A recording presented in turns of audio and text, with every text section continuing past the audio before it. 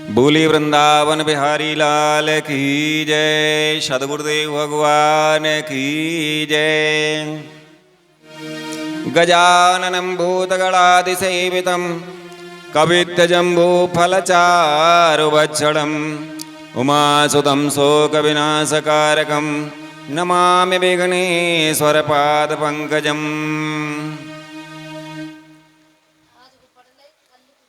ध्येयं सदा परिभवग्नमभीष्टदोहं तीर्थाश्वदं शिवविरञ्चिनुतं शरण्यं प्रत्यार्तिहं प्रणतपालभवाब्धिपोतं वन्दे महापुरुषते चरणारविन्दम्।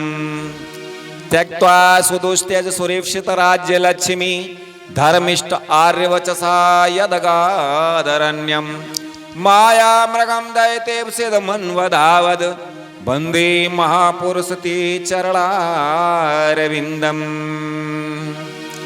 तप्तकाञ्चन गौरांगी श्रीराधे वृन्दावनेश्वरी वृषभानुसुते देवी प्रणमामि हरिप्रिये। नारायणं नमस्कृत्य नरं चैव नरोत्तमं देवीं सरस्वतीं व्यासं ततो जयमुदीरयेत्। भक्त भक्ति भगवंत गुरु चतुर्नाम बपु एक, इनके पग वंदन किए ना सत विघ्न अनेक। गुरुर्ब्रह्मा गुरुर्विष्णु गुरुर्देव महेश्वरः गुरु साक्षात् परं ब्रह्म तस्मै श्री गुरुवे नमः।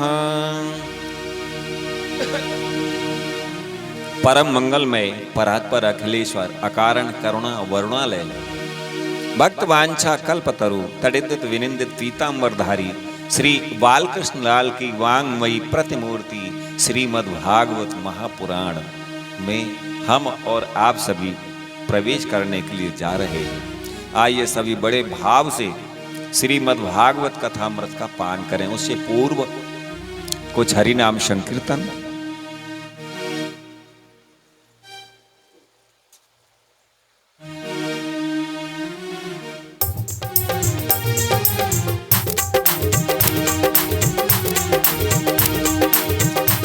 सांवरे रसिया से हो गई अपनी यारी, सांवरे रसिया से हो गई अपनी यारी। यारी यारी यारी ये यारी लागे प्यारी, सांवरे रसिया से हो गई अपनी यारी। सांवरे रसिया से हो गई अपनी यारी।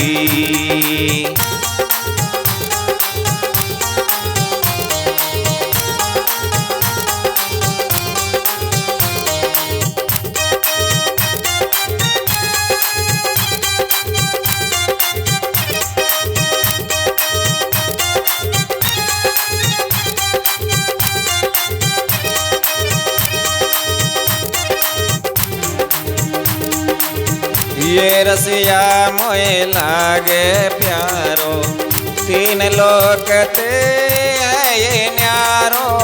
ये रसिया मोए लागे प्यारो, तीन लोग ते है ये न्यारो। वृंदावन में रास रचावे, वृंदावन में रास रचावे प्यारो बांके बिहारी। सांवरे रसिया से हो गई अपनी यारी, सांवरे रसिया से हो गई अपनी यारी।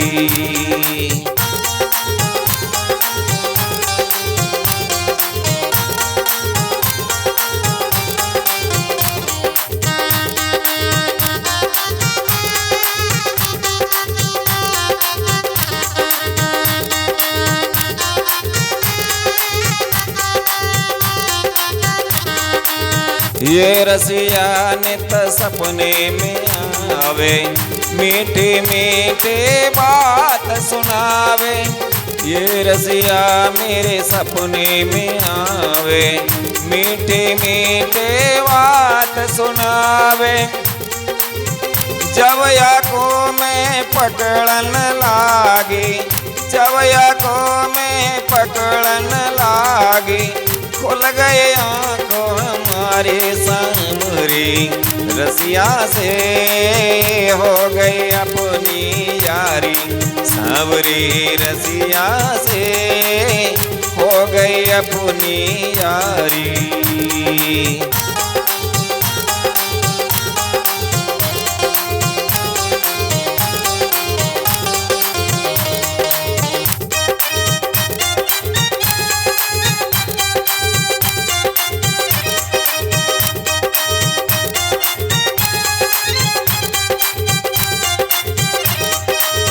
ये रसियान तमकन खावे, कछु खावे कछु ग्वालन खवावे, ये रसियान तमकन खावे, कछु खावे कछु ग्वालन खवावे, मेरो तो यनेहियो चुरायो, मेरो तो यनेहियो चुरायो, माखन चोरे मुरारे सांवरे, रसिया से हो गई अपनी यारी, सांवरे रसिया से हो गई अपनी यारी।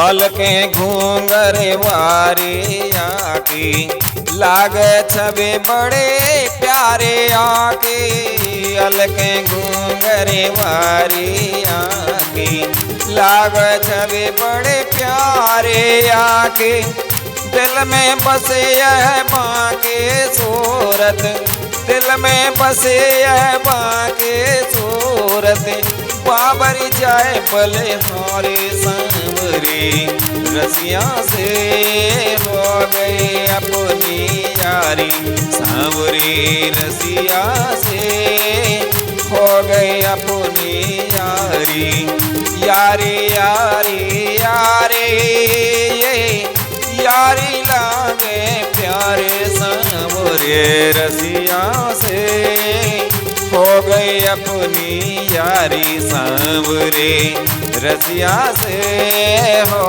गई अपनी यारी, सांवरे रसिया से हो गई अपनी यारी।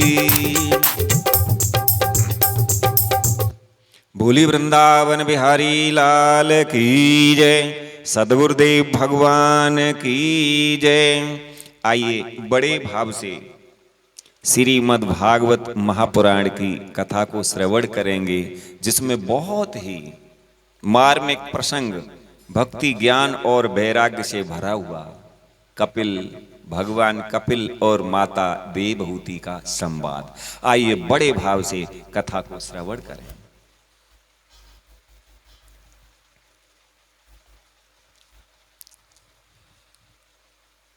नैमिषारण्य तीर्थ में सोनक आदि 88,000 ऋषियों के मध्य विराजमान श्री सूत जी महाराज श्रीमद् भागवत की कथामृत का पान करा रहे हैं।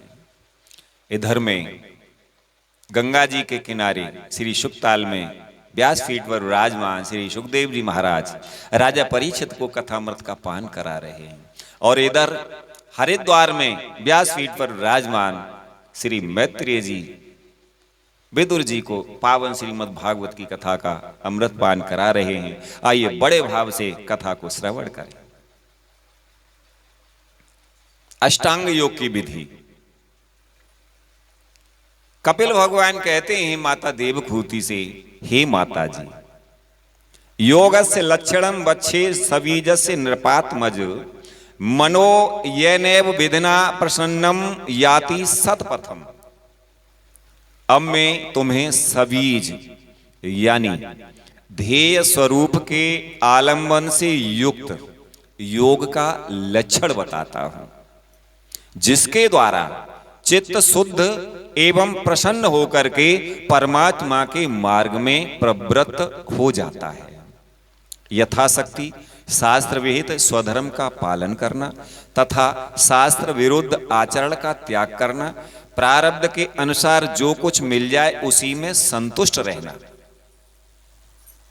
आत्मज्ञानियों के चरणों की पूजा करना, विषय वासनाओं को बढ़ाने वाले कर्मों से दूर रहना, संसार बंधन से छुड़ाने वाले धर्मों में प्रेम करना, पवित्र और परिमित भोजन करना, निरंतर एकांत और निर्भय स्थान में रहना, मन वाणी और शरीर से किसी जीव को न सताना, सत्य बोलना, चोरी न करना, आवश्यकता से अधिक वस्तुओं का संग्रह न करना, ब्रह्मचर्य का पालन करना, तपस्या करना यानी धर्म पालन के लिए कष्ट सहन करना, बाहर भीतर से पवित्र रहना, शास्त्रों का अध्ययन करना और भगवान की पूजा करना, वाणी का संयम करना, उत्तम आसनों का अभ्यास करके स्थिरता पूर्वक बैठना, धीरे धीरे प्राणायाम के द्वारा श्वास को जीतना, इंद्रियों को मन के द्वारा विषयों से हटा करके अपने हृदय में ले जाना, मूल आधार आदि किसी एक केंद्र में मन के सहित प्राणों को स्थिर करना, निरंतर भगवान की लीलाओं का चिंतन और चित्त को उन लीलाओं में समाहित करना, इनसे तथा व्रत दान आदि दूसरे साधनों से भी सावधानी के साथ प्राणों को जीत करके बुद्धि के द्वारा अपने कुमारगामी दुष्ट चित्त को धीरे धीरे एकाग्र करें, परमात्मा के ध्यान में लगावें।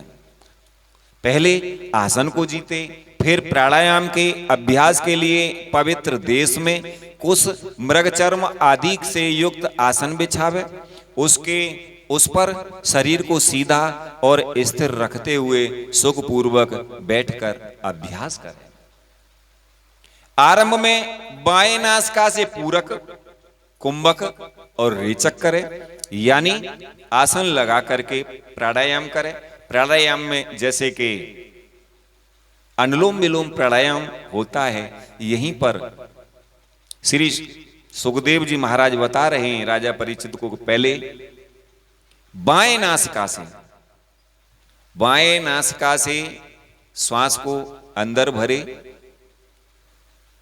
दाईं नासिका को बंद कर ले, बाईं नासिका से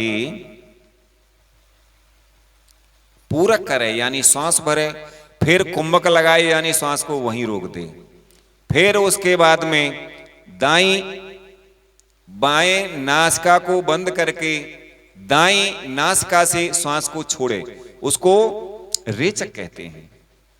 फिर इसके विपरीत दाहिने नासिका से प्राणायाम करके प्राणों के मार्ग का शोधन करें, जिससे चित्त स्थिर और निश्चल हो जाता है।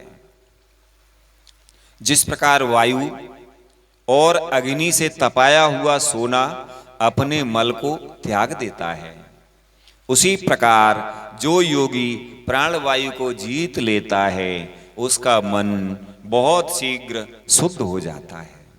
अतः योगी को उचित है कि प्राणायाम से वात पित्त आदि जनित दोषों को, धारणा से पापों को, प्रत्याहार से विषयों के संबंध को और भगवान के ध्यान से भगवद विमुख करने वाले राग द्वेष आदि दुर्गुणों को दूर करें। जब योग का अभ्यास करते करते चित्त निर्मल और एकाग्र हो जाए, तब नासिका के अग्रभाग में दृष्टि जमाकर इस प्रकार भगवान की मूर्ति का ध्यान करें। भगवान का मुख कमल आनंद से प्रफुल्ल है। भगवान के नेत्र कमल कोश के समान रत्नारे हैं। भगवान का शरीर नील कमल दल के समान श्याम है। भगवान के हाथों में शंख चक्र और गदा धारण किए हुए हैं। कमल की केसर के समान पीला रेशमी वस्त्र लहरा रहा है। वक्षस्थल श्री वत्स चिन्ह से चिन्हित है और गले में कौस्तुभ मणि झिलमिला रही है। बनमाला चरणों तक लटकी हुई है, जिसके चारों ओर भौरे सुगंध से मत वाले होकर के मधुर गुंजार कर रहे हैं। अंग प्रत्यंग में महामूल्य हार, कंगन, किरीट, भुजबंद और नूपुर आदि आभूषण विराजमान हैं। भगवान की कमर में करधनी की लड़ियां उसकी शोभा बढ़ा रही हैं। भक्तों के हृदय कमल ही भगवान के आसन है। उनका दर्शनीय श्याम सुंदर स्वरूप अत्यंत शांत एवं मन और नैनों को आनंदित करने वाला है। उनकी अति सुंदर किशोर अवस्था है। वे भक्तों पर कृपा करने के लिए आतुर हो रहे हैं। बड़ी मनोहर झांकी है। भगवान सदा संपूर्ण लोकों से बंधित हैं। उनका पवित्र यश परम कीर्तनीय है और वे राजा बलि आदि परम यशस्वियों के भी यश को बढ़ाने वाले हैं। इस प्रकार श्री नारायण देव का संपूर्ण अंगों के सहित तब तक ध्यान करें जब तक चित्त वहां से हटे नहीं। भगवान की लीलाएं बड़ी दर्शनीय हैं। अतः अपनी रुचि के अनुसार भगवान खड़े हुए, भगवान चलते हुए, भगवान बैठे हुए, भगवान पौड़े हुए अथवा अंतर्यामी रूप में स्थित हुए उनके स्वरूप का विशुद्ध भाव युक्त चित्त से चिंतन करें।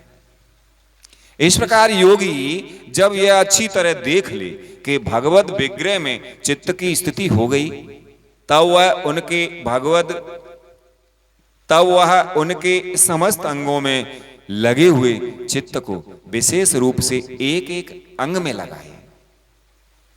सबसे पहले भगवान के चरण कमलों का ध्यान करना चाहिए।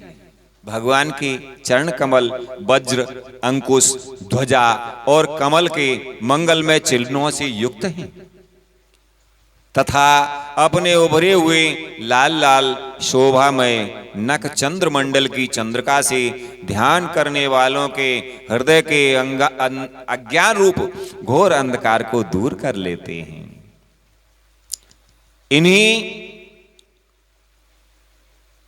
चरण कमलों के धोबन से नदियों में श्रेष्ठ श्री गंगा जी प्रकट हुई थीं, जिनके पवित्र जल को मस्तक पर धारण करने के कारण स्वयं मंगल रूप श्री महादेव जी और भी अधिक मंगलमय हो गए।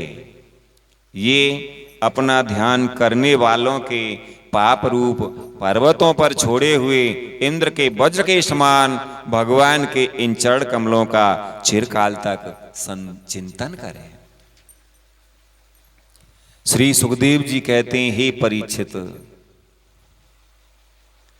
भवहारी अजन्मा श्री हरि की दोनों पिंडलियां और दोनों घुटनों का ध्यान करें, जिनको विश्व विधाता ब्रह्मा जी की माता सुरवंदिता कमल लोचना लक्ष्मी जी अपनी जांघों पर रख करके अपने कांतिमान कर किसलयों की कांति से लाड़ लड़ाती रहती हैं। मैत्रेय जी कहते हैं, हे विदुर जी, भगवान की जांघों का ध्यान करें, जो अलसी के फूल के समान नील वर्ण और बल की निधि हैं तथा गरुड़ जी की पीठ पर शोभायमान हैं। भगवान के नितंब बिंब का ध्यान करें, जो एड़ी तक लटके हुए पीतांबर से ढका हुआ है और उस पीतांबर के ऊपर पहनी हुई स्वर्णमयी करधनी की लड़ियों को आलिंगन कर रहा है। श्री मैत्रेय जी कहते हैं, विदुर जी, संपूर्ण लोकों के आश्रय स्थान भगवान के उदर देश में स्थित नाभि सरोवर का ध्यान करें। इसी में से ब्रह्मा जी का आधारभूत सर्वलोक में कमल प्रकट हुआ है। फिर प्रभु के श्रेष्ठ मरकत मणि सदृश दोनों स्तनों का चिंतन करें, जो वक्षस्थल पर पड़े हुए शुभ्र हारों की किरणों से गौर वर्ण जान पड़ते हैं। इसके पश्चात पुरुषोत्तम भगवान के वक्षस्थल का ध्यान करें, जो महालक्ष्मी जी का निवास स्थान है और लोगों के मन एवं नेत्रों को आनंद देने वाला है।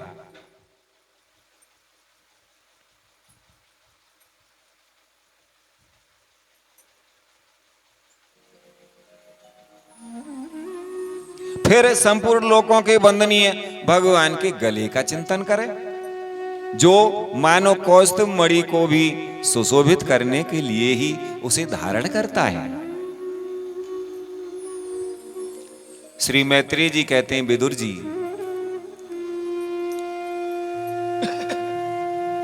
समस्त लोकपालों की आश्रयभूता भगवान की चारों भुजाओं का ध्यान करें,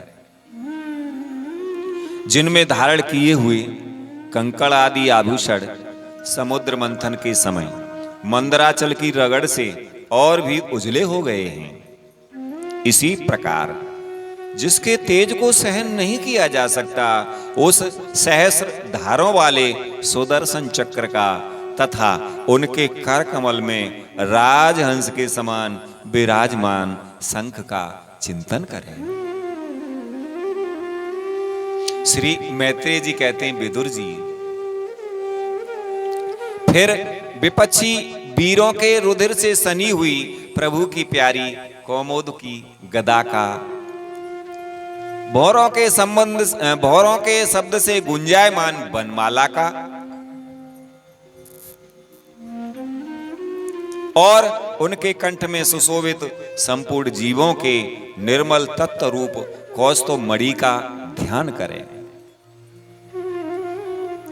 भक्तों पर कृपा करने के लिए ही यहाँ साकार रूप धारण करने वाले श्री हरि के मुख कमल का ध्यान करें, जो सुगढ़ नासिका से सुशोभित है और झिलमिलाते हुए मकराकृत कुंडलों के हिलने से अतिशय प्रकाशमान स्वच्छ कपोलों के कारण बड़ा ही मनोहर जान पड़ता है। काली काली घुंघराली अलकावली से मंडित भगवान का मुखमंडल अपनी छवि के द्वारा भ्रमरों से सेवित कमल कोश का भी तिरस्कार कर रहा है और उसके कमल सदृश विशाल एवं चंचल नेत्र उस कमल कोश पर उछलते हुए मछलियों के जोड़े की शोभा को मात कर रहे हैं। मैत्रेय जी कहते हैं, विदुर जी, उन्नत भ्रूलताओं से सुशोभित भगवान के ऐसे मनोहर मुखारविंद की मन में धारणा करके आलस रहित हो उसी का ध्यान करें।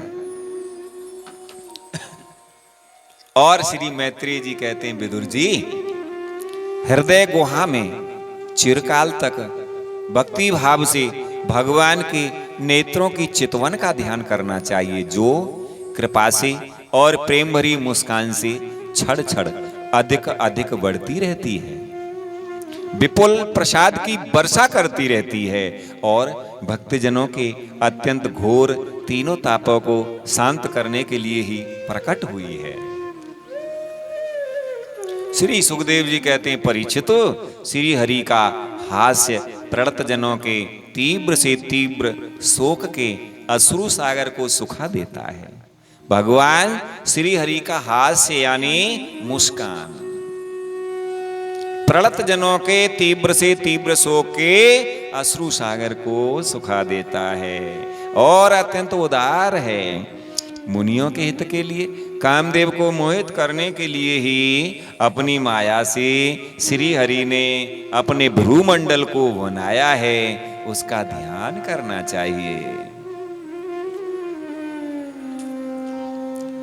अत्यंत प्रेमार्थ भाव से अपने हृदय में विराजमान श्री हरि के खिलखिला कर अत्यंत प्रेमार्थ भाव से अपने हृदय में विराजमान श्री हरि के खिलखिलाकर हंसने का ध्यान करें, जो वस्तुतः ध्यान के ही योग्य है तथा जिसमें ऊपर और नीचे के दोनों होठों की अत्यधिक अरुण कांति के कारण उनके कुंदकली के समान शुभ्र छोटे छोटे दांतों पर लालिमासी प्रतीत होने लगती है।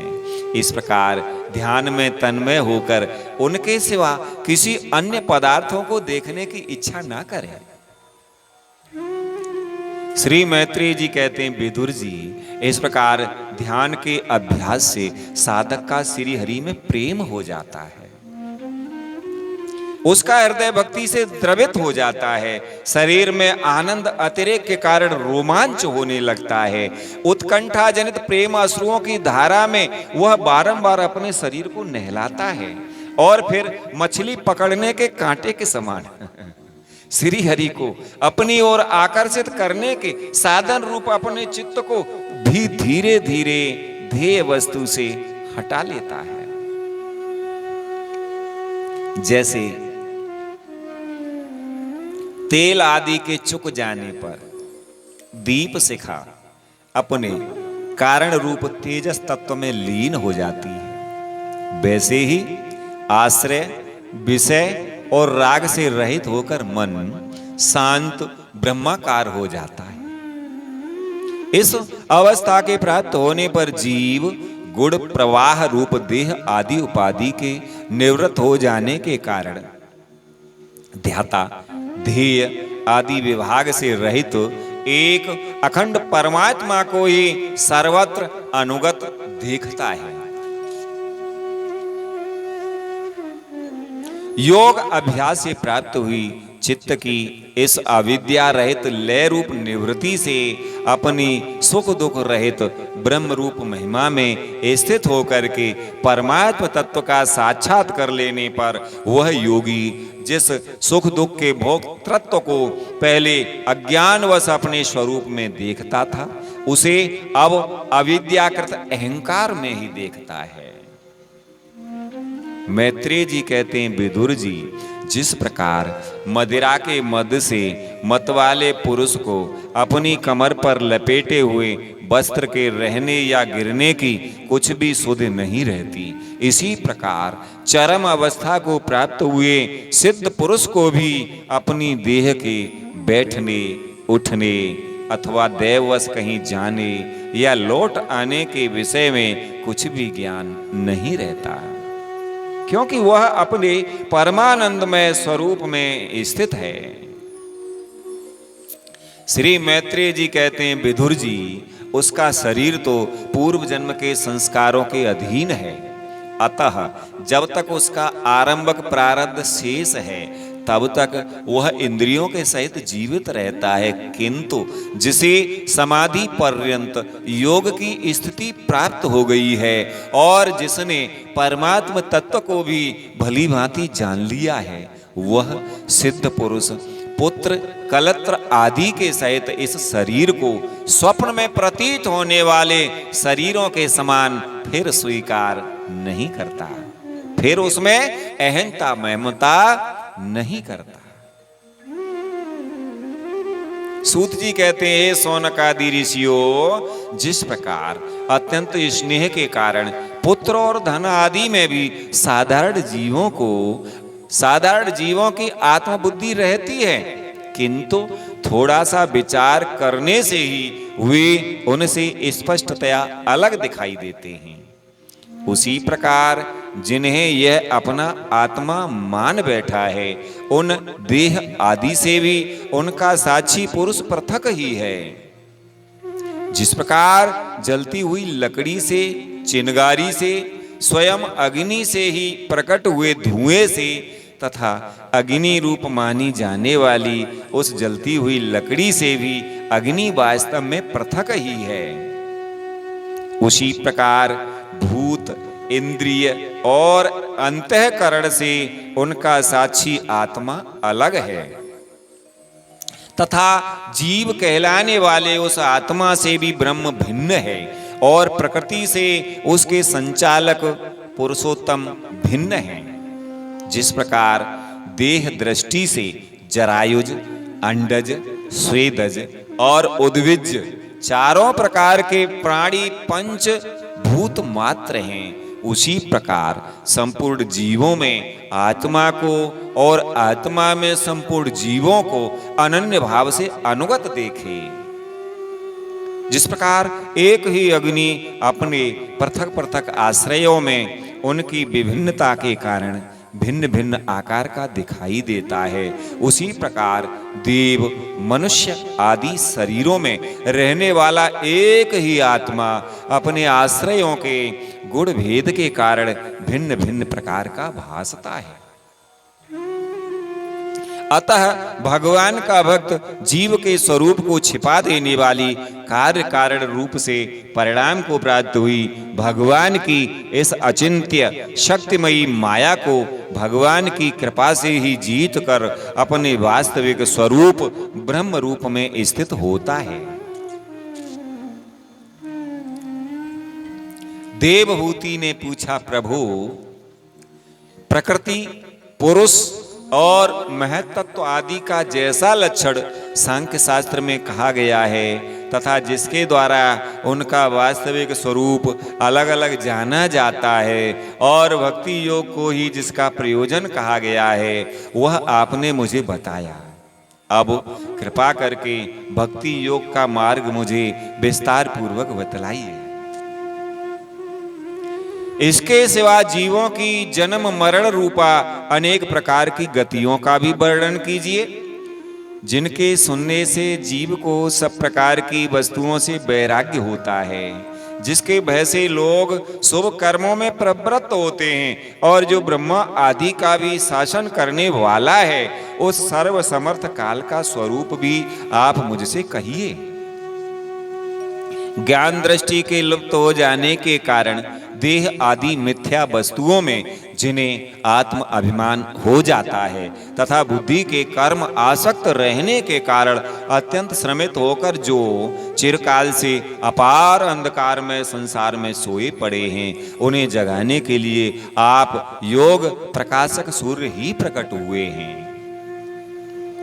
श्री मैत्रेय जी कहते हैं, विदुर जी, माता के ये मनोहर वचन सुनकर के महामुनि कपिल जी ने उनकी प्रशंसा की और जीवों के प्रति दया से द्रवीभूत हो बड़ी प्रसन्नता के साथ उनसे इस प्रकार बोले। श्री भगवान ने कहा, माता जी, साधकों के भाव के अनुसार भक्ति योग का अनेक प्रकार से प्रकाश होता है, क्योंकि स्वभाव और गुणों के भेद से मनुष्यों के भाव में भी विभिन्नता आ जाती है। जो भेददर्शी क्रोधी पुरुष हृदय में हिंसा, दंभ अथवा मात्सर्य का भाव रख करके मुझसे प्रेम करता है, वह मेरा तामस भक्त है। जो पुरुष विषय, यश और ऐश्वर्य की कामना से प्रतिमा आदि में मेरा भेदभाव से पूजन करता है, वह मेरा राजस भक्त है। जो व्यक्ति पापों का क्षय करने के लिए, परमात्मा को अर्पण करने के लिए और पूजन करना कर्तव्य है, इस बुद्धि से मेरा भेदभाव से पूजन करता है, वह सात्विक भक्त है। जिस प्रकार गंगा का प्रवाह अखंड रूप से समुद्र की ओर बढ़ता रहता है, उसी प्रकार मेरे गुणों के श्रवण मात्र से मन की गति का तेल धारावत अविच्छिन्न रूप से मुझ सर्वांतर्यामी के प्रति हो जाना तथा मुझ पुरुषोत्तम में निष्काम और अनन्य प्रेम होना, यह निर्गुण भक्ति योग का लक्षण कहा गया है। भगवान कपिल कहते हैं, हे माता, ऐसे निष्काम भक्त दिए जाने पर भी मेरी सेवा को छोड़ करके सालोक्य यानी भगवान की नित्य धाम में निवास, इसको कहते हैं सालोक्य मुक्ति। साष्टी कहते हैं भगवान के समान ऐश्वर्य भोग। सामीप्य कहते हैं भगवान की नित्य समीपता। सारूप्य कहते हैं भगवान का सारूप। और सायुज्य यानी भगवान के विग्रह में समा जाना, उनसे एक हो जाना या ब्रह्म रूप प्राप्त कर लेना। ये 5 प्रकार के मोक्ष तक मेरे भक्त नहीं लेते। भगवत सेवा के लिए मुक्ति का तिरस्कार करने वाला यह भक्ति योग ही परम पुरुषार्थ अथवा साध्य कहा गया है।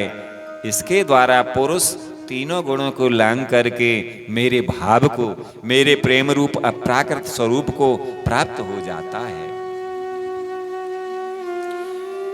श्री भगवान कहते हैं, ही माँ, निष्काम भाव से श्रद्धा पूर्वक अपने नित्य नैमित्तिक कर्तव्यों का पालन कर नित्य प्रति हिंसा रहे तो उत्तम क्रिया योग का निष्ठान करने, मेरी प्रतिमा का दर्शन, स्पर्श, पूजा, स्तुति और वंदना करने, प्राणियों में मेरी भावना करने, धैर्य और वैराग्य के अवलंबन, महापुरुषों का मान, दीनों पर दया और समान स्थिति वालों के प्रति मित्रता का व्यवहार करने, यम नियमों का पालन, अध्यात्म शास्त्रों का श्रवण और मेरे नामों का उच्च स्वर से कीर्तन करने तथा मन की सरलता, सत्पुरुषों के संग और अहंकार के त्याग से मेरे धर्मों का यानी भागवत धर्मों का अनुष्ठान करने वाले भक्त पुरुष, मेरे अनुष्ठान यानी भागवत धर्मों का अनुष्ठान करने वाले भक्त पुरुष का चित्त अत्यंत शुद्ध होकर के मेरे गुणों के श्रवण मात्र से अनायास ही मुझ में लग जाता है। मैत्रेय जी कहते हैं, हे विदुर जी, जिस प्रकार वायु के द्वारा उड़कर जाने वाला गंध अपने आश्रय पुष्प से ग्राणेन्द्रिय तक पहुंच जाता है, उसी प्रकार भक्ति योग में तत्पर और राग द्वेष आदि विकारों से शून्य चित्त परमात्मा को प्राप्त कर लेता है। मैं आत्मा रूप से सदा सभी जीवों में स्थित हूं, इसलिए जो लोग मुझ सर्वभूत स्थित परमात्मा का अनादर करके केवल प्रतिमा में ही मेरा पूजन करते हैं, उनकी वह पूजा स्वांग मात्र है। मैं सबका आत्मा परमेश्वर सभी भूतों में स्थित हूँ। ऐसी दशा में जो मोहवश मेरी उपेक्षा करके केवल प्रतिमा के पूजन में ही लगा रहता है, वह तो मानो भस्म में ही हवन करता है। जो भेददर्शी और अभिमानी पुरुष दूसरे जीवों के साथ बैर बांधता है और इस प्रकार उनके शरीरों में विद्यमान मुझ आत्मा से ही द्वेष करता है, उसके मन को कभी शांति नहीं मिल सकती। श्री भगवान कहते ही माता जी, जो दूसरे जीवों का अपमान करता है वह बहुत सी घटिया बढ़िया सामग्रियों से अनेक प्रकार के विधि विधान के साथ मेरी मूर्ति का पूजन भी करे तो भी मैं उससे प्रसन्न नहीं होता सा तो भी मैं उससे प्रसन्न नहीं हो सकता। मनुष्य अपने धर्म का अनुष्ठान करता हुआ जब तक मुझ ईश्वर की प्रतिमा आदि में पूजा करता रहे, तब तक उसे अपने हृदय में एवं संपूर्ण प्राणियों में स्थित परमात्मा का अनुभव न हो जाए। जो व्यक्ति आत्मा और परमात्मा के बीच में थोड़ा सा भी अंतर करता है, उस भेददर्शी को मैं मृत्यु रूप से महान भय उपस्थित करता हूं। अतः संपूर्ण प्राणियों के भीतर घर बनाकर उन प्राणियों के ही रूप में स्थित मुझ परमात्मा का यथा योग्य दान, मान, मित्रता के व्यवहार तथा समदृष्टि के द्वारा पूजन करना चाहिए। कपिल भगवान कहते हैं, हे माता जी, पाषाण आदि अचेतनों की अपेक्षा वृक्ष आदि जीव श्रेष्ठ हैं। उनसे सांस लेने वाले प्राणी श्रेष्ठ हैं। उनमें भी मन वाले प्राणी उत्तम और उनसे इंद्रिय की वृत्तियों से युक्त प्राणी श्रेष्ठ हैं। इंद्रिय प्राणियों में भी केवल स्पर्श का अनुभव करने वाले की अपेक्षा रस का ग्रहण कर सकने वाले मत्स्य आदि उत्कृष्ट हैं तथा रसवेत्ताओं की अपेक्षा गंध का अनुभव करने वाले भ्रमर आदि और गंध का ग्रहण करने वाले से भी शब्द ग्रहण करने वाले सर्प आदि श्रेष्ठ हैं। उनसे भी रूप का अनुभव करने वाले काका आदि उत्तम हैं और उनकी अपेक्षा जिनके ऊपर नीचे दोनों ओर दांत होते हैं वे जीव श्रेष्ठ हैं। उनमें भी बिना पैर वालों से बहुत से चरणों वाले श्रेष्ठ हैं तथा बहुत चरणों वालों से भी 4 चरण वाले और 4 चरण वालों से भी 2 चरण वाले मनुष्य श्रेष्ठ हैं। मनुष्यों में भी 4 वर्ण श्रेष्ठ हैं, उनमें भी ब्राह्मण श्रेष्ठ है। ब्राह्मणों में वेद को जानने वाले उत्तम हैं और वेदज्ञों में भी वेद का तात्पर्य जानने वाले श्रेष्ठ हैं। मैत्रेय जी कहते हैं, विदुर जी, तात्पर्य जानने वालों से संशय निवारण करने वाले उनसे भी अपने वर्ण आश्रमोचित धर्म का पालन करने वाले तथा उनसे भी आसक्ति का त्याग और अपने धर्म का निष्काम भाव से आचरण करने वाले श्रेष्ठ हैं। श्री भगवान कहते हैं, माता जी, उनकी अपेक्षा भी जो लोग अपने संपूर्ण कर्म, उनके फल तथा अपने शरीर को भी मुझे ही अर्पण करके भेदभाव छोड़ करके मेरी उपासना करते हैं, वे श्रेष्ठ हैं। इस प्रकार मुझे ही चित्त और कर्म समर्पण करने वाले अकर्ता और समदर्शी पुरुष से बढ़कर के मुझे कोई अन्य प्राणी नहीं दिखता। अतः यह मान करके जीव रूप अपने अंश से साक्षात भगवान ही सब में अनुगत हैं, इन समस्त प्राणियों को बड़े आदर के साथ मन से प्रणाम करें। भगवान कपिल कहते हैं, माता जी, इस प्रकार मैंने तुम्हारे सामने तुम्हारे लिए भक्ति योग और अष्टांग योग का वर्णन किया। इनमें से एक का भी साधन करने से जीव परम पुरुष भगवान को प्राप्त कर सकता है। भगवान परमात्मा परम ब्रह्म का अद्भुत प्रभाव संपन्न तथा जागतिक पदार्थों की नाना विध वैचित्र्य का हेतुभूत स्वरूप विशेष ही काल नाम से विख्यात है। प्रकृति और पुरुष इसी के रूप हैं तथा इनसे यह पृथक भी है। नाना प्रकार के कर्मों का मूल अदृष्ट भी यही है तथा इसी से महत्त्व आदि के अभिमानी भेददर्शी प्राणियों को सदा भय लगा रहता है, जो सबका आश्रय होने के कारण समस्त प्राणियों में अनुप्रविष्ट होकर भूतों द्वारा ही उनका संहार करता है। वह जगत का शासन करने वाले ब्रह्मा आदि का भी प्रभु भगवान काल ही यज्ञों का फल देने वाला विष्णु है। इसका ना तो कोई मित्र है, ना कोई शत्रु और न तो कोई सगा संबंधी ही है। यह सर्वदा सजग रहता है और अपने स्वरूप भूत श्री भगवान को भूलकर भोग रूप प्रमाद में पड़े हुए प्राणियों पर आक्रमण करके उनका संहार करता है। मैत्रेय जी कहते हैं, हे विदुर जी, इसी के भय से वायु चलता है, इसी के भय से सूर्य तपता है, इसी के भय से इंद्र वर्षा करता है और इसी के भय से तारे चमकते हैं। इसी से भयभीत होकर औषधियों के सहित लताएं और सारी वनस्पतियां समय समय पर फल फूल धारण करती हैं। इसी के डर से नदियां बहती हैं और समुद्र अपनी मर्यादा से बाहर नहीं जाता।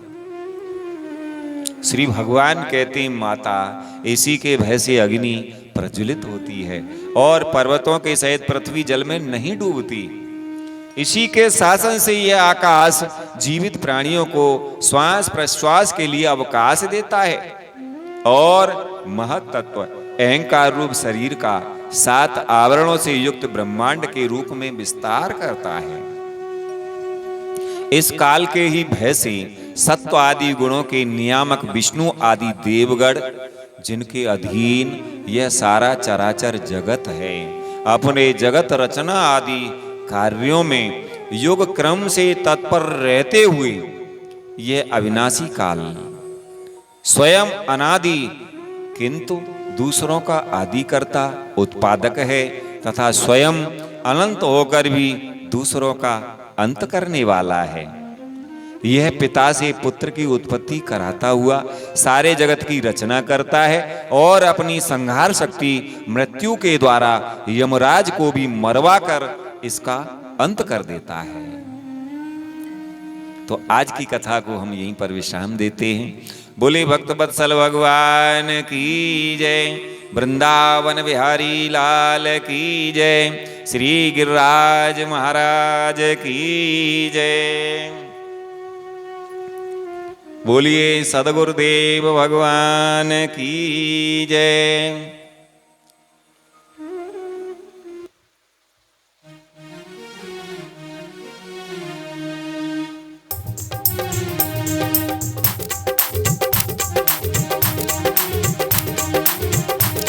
बिहारी तेरे नैना रूप भरे, बिहारी तेरे नैना रूप भरे, बिहारी तेरे नैना रूप भरे, बिहारी तेरे नैना रूप भरे। निरख निरख प्यारी राधे को, निरख निरख प्यारी राधे को, अनतन कहूँ करे बिहारी तेरे, बिहारी तेरे, बिहारी तेरे नैना रूप भरे, बिहारी तेरे नैना रूप भरे।